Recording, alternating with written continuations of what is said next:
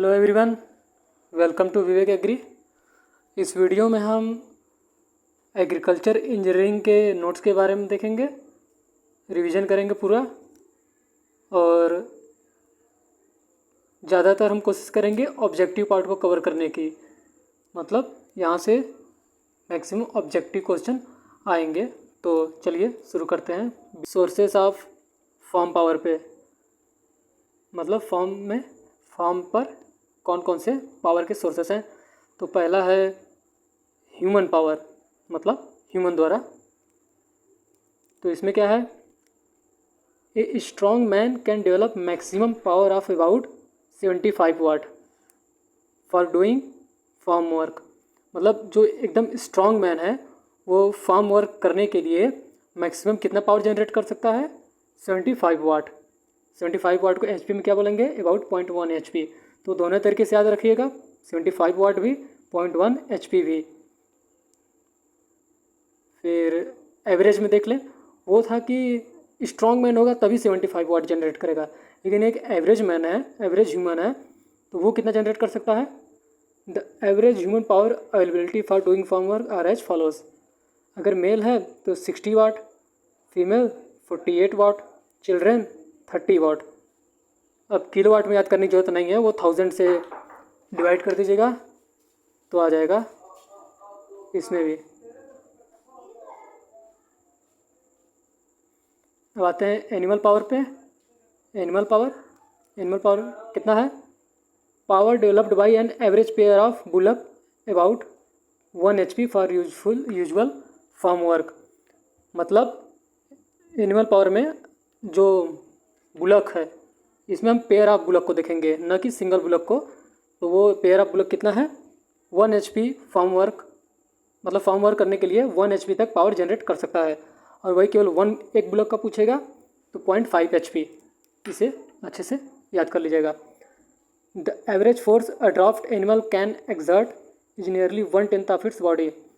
मतलब जो animal drought animal है, यहाँ पे ड्राफ्ट नहीं ड्रॉट होगा, तो जो ड्रॉट एनिमल है वो कितना फोर्स जनरेट कर सकता है, वो अपने बॉडी का 1/10 वेट का।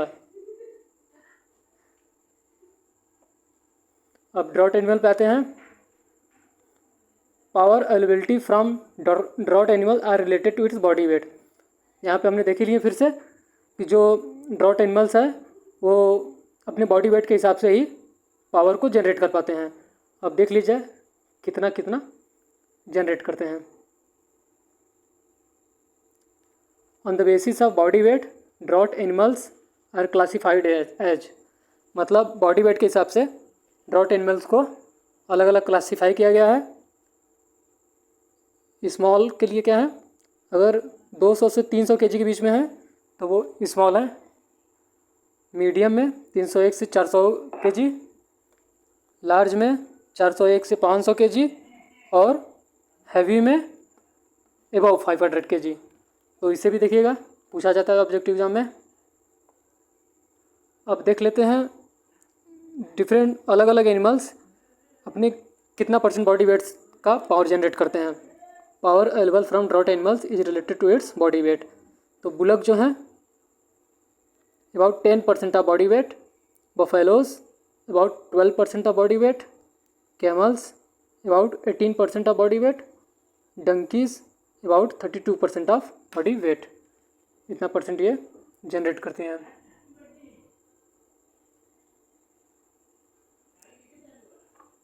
मैकेनिकल पावर, तीसरा क्या है, mechanical power. This engines are 2 types, ये 2 प्रकार के हैं। तो पहला क्या है, स्पार्क इग्निशन इंजन, जिसमें फ्यूल जो होता है वो पेट्रोल या केरोसिन हो सकता है। और दूसरा कंप्रेशन इग्निशन इंजन, जिसमें डीजल इंजन काम करता है।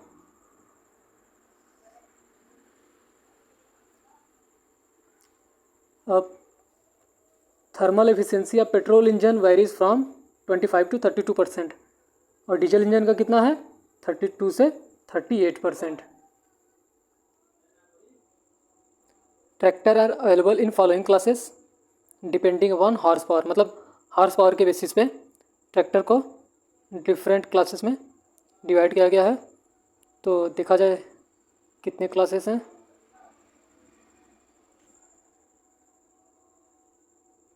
टोटल 3 क्लास हैं, 20 to 30 HP, मतलब 20 से अगर 30 HP का देखते हैं तो इंडिया में कितना इसका प्रोडक्शन होता है, about 25% of total production of tractors in India. मतलब इंडिया में जो टोटल ट्रैक्टर का प्रोडक्शन है उसका 25% 20 से 30 HP वाले ट्रैक्टर का होता है, और 31 से 40 HP में अबाउट 60%, मोर देन 60% 31 से 40 HP वाले ट्रैक्टर आ जाते हैं, और मोर देन 41 वाले में अबाउट 15%। और इंडिया में सबसे ज़्यादा जो ट्रैक्टर का प्रोडक्शन है वो 31 से 40 HP ट्रैक्टर का होता है। ये पूछ सकता है एग्जाम में। फिर आते हैं कुछ ट्रैक्टर के बारे में देख लिया जाए। Tractor production started in India in 1961, मतलब इंडिया में जो ट्रैक्टर का प्रोडक्शन है वो 1961 में स्टार्ट हुआ था। द फर्स्ट ट्रैक्टर मैन्युफैक्चर कौन सी है? MS Eicher goods earth, Eicher company का ट्रैक्टर देखे ही होंगे सब लोग। Produced Eicher tractors at Faridabad, तो ये फरीदाबाद पे आइसर ट्रैक्टर्स को प्रोड्यूस किया था। इसका सिलेक्शन ऑफ ट्रैक्टर्स, ट्रैक्टर का सिलेक्शन कैसे करते हैं?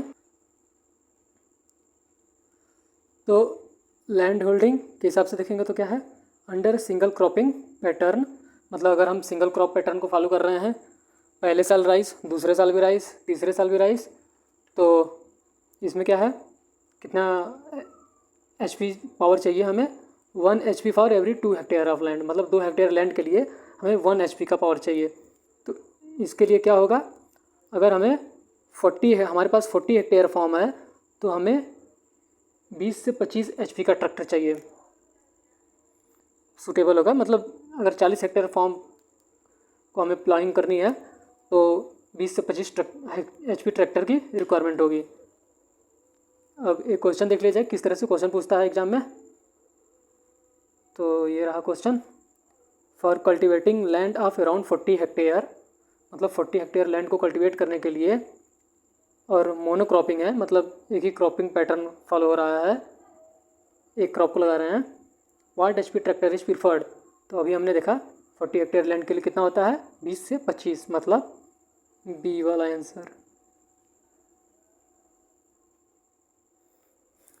क्रॉपिंग पैटर्न के बेसिस पे more than 1 crop is taken, अगर एक से ज़्यादा क्रॉप हम लगा रहे हैं तो उसमें क्या है, 1 HP tractor has been recommended for every 1.5 hectare land, मतलब अगर मोर देन 1 क्रॉप है, एक क्रॉप से ज़्यादा हम लगा रहे हैं, तो 1.5 हेक्टेयर लैंड के लिए 1 HP ट्रैक्टर, मतलब 1 HP पावर वाले ट्रैक्टर का ज़रूरी होगा। तो इसके लिए कितना हमें HP का ट्रैक्टर चाहिए? अगर हमें 40 हेक्टेयर लैंड चाहिए फॉर्म है तो हमारा 30 to 35 HP tractor is suitable for 40 hectare form. मतलब अगर हमारे पास 40 हेक्टेयर का फॉर्म है और वहाँ पे हम मोर देन 1 क्रॉप फॉलो कर रहे हैं तो 30 से 35 HP ट्रैक्टर का यूज करेंगे। अब आते हैं फिर पावर टिलर पे।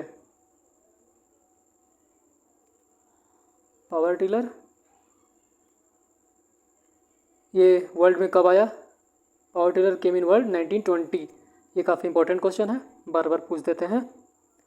Japan is the first country to use power tiller, मतलब जापानी ऑन लार्ज स्केल पे पावर टिलर को जापान ही सबसे पहले यूज किया था। और पावर टिलर में टायर का प्रेशर कितना होता है?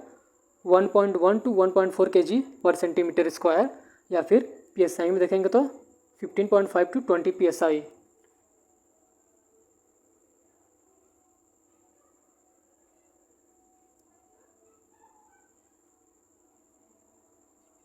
अब एक क्वेश्चन देख लिया जाए पावर टिलर पे। In which year power tiller is introduced in India? इसका आंसर B 1963। इंडिया में पावर टिलर कब इंट्रोड्यूस्ड हुआ था? आया था 1963 में।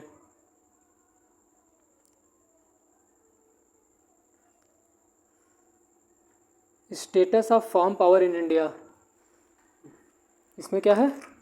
About 75% of farm holding belongs to small and marginal farmers, मतलब लगभग 75% जो फार्म होल्डिंग है वो स्मॉल और मार्जिनल फार्मर के अंडर में आती है, और जो 25% है उसमें सेमी, मीडियम और लार्ज फार्मर होल्डर आते हैं। फिर आते हैं एवरेज कमांड एरिया,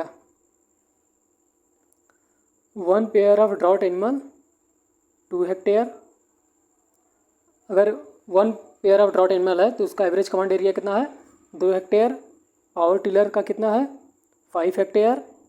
ट्रैक्टर का कितना है 15 हेक्टेयर।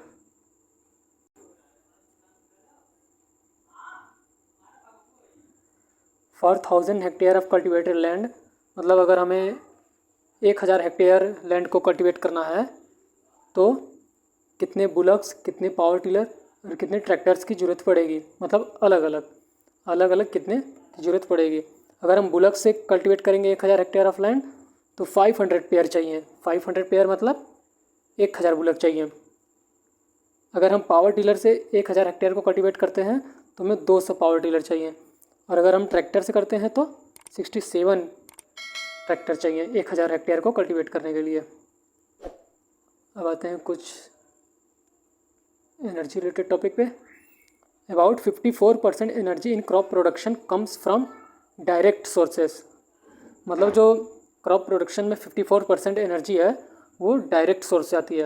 अब डायरेक्ट सोर्स क्या क्या है, mechanical power, electrical power, human power, draught animals, ये सब हैं डायरेक्ट सोर्सेस वाले पावर जो कि 54% एनर्जी देते हैं।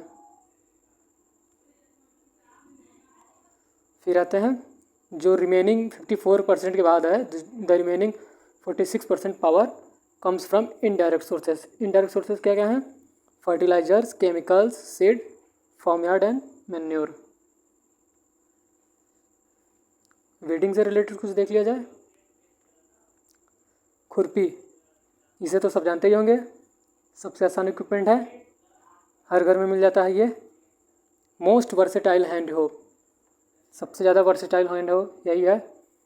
Takes 300 to 7 man hours to cover 1 hectare, मतलब अगर हमें 1 हेक्टेयर लैंड को वीडिंग करनी है, लैंड की वीडिंग करनी है, तो खुरपी से अगर हम कर रहे हैं तो 300 से 700 मैन हावर्स लग जाता है उसमें। वही अगर हम लॉन्ग हैंडल वीडर से करेंगे तो केवल 25 से 110 हावर्स लगेगा पर हेक्टेयर पे। हार्वेस्टिंग एंड थ्रेसिंग से रिलेटेड कुछ देखा जाए। ये जो हार्वेस्टिंग और थ्रेसिंग है consumes 10 to 35% of total farm energy, मतलब टोटल फार्म एनर्जी का हार्वेस्टिंग और थ्रेसिंग 10 to 35% एनर्जी कंज्यूम करती है। Mostly threshers operated by 5 to 15 HP engine, मतलब जो ज़्यादातर थ्रेसर्स हैं वो 5 से 15 HP इंजन पे वर्क करते हैं।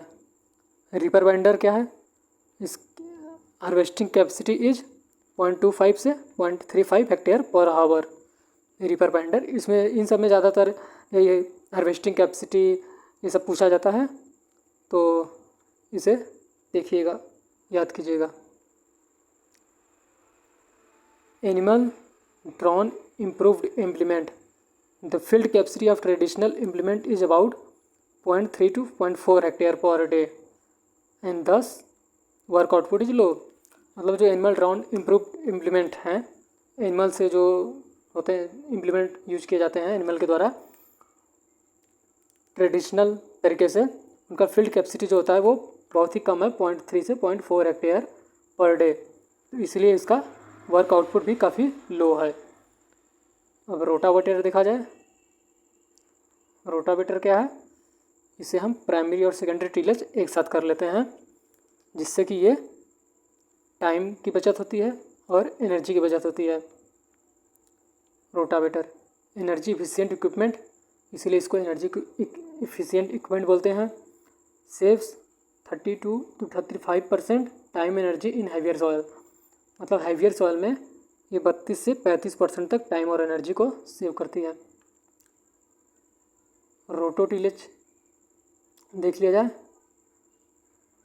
There is saving of 60 to 7% operational time. अगर हम रोटो टिलेज करते हैं तो 60 से 70% ऑपरेशनल टाइम को बचा सकते हैं। 55 से 65% फ्यूल कंजप्शन को बचा सकते हैं सिंगल रोटावेशन में। अगर सिंगल रोटावेशन एक बार रोटावेशन करते हैं तो 55 से 65% तक फ्यूल कंजप्शन को बचा सकते हैं। किसके कंपेरिजन में बचाते हैं ये सब हम, compare to conventional method of seed wet preparation, मतलब कन्वेंशनल मेथड क्या है, जो हम डायरेक्ट पहले प्राइमरी टिलेज करेंगे ट्रैक्टर से, फिर सेकेंडरी टिलेज भी करते हैं ट्रैक्टर से या फिर सेकेंडरी टिलेज इक्विपमेंट से।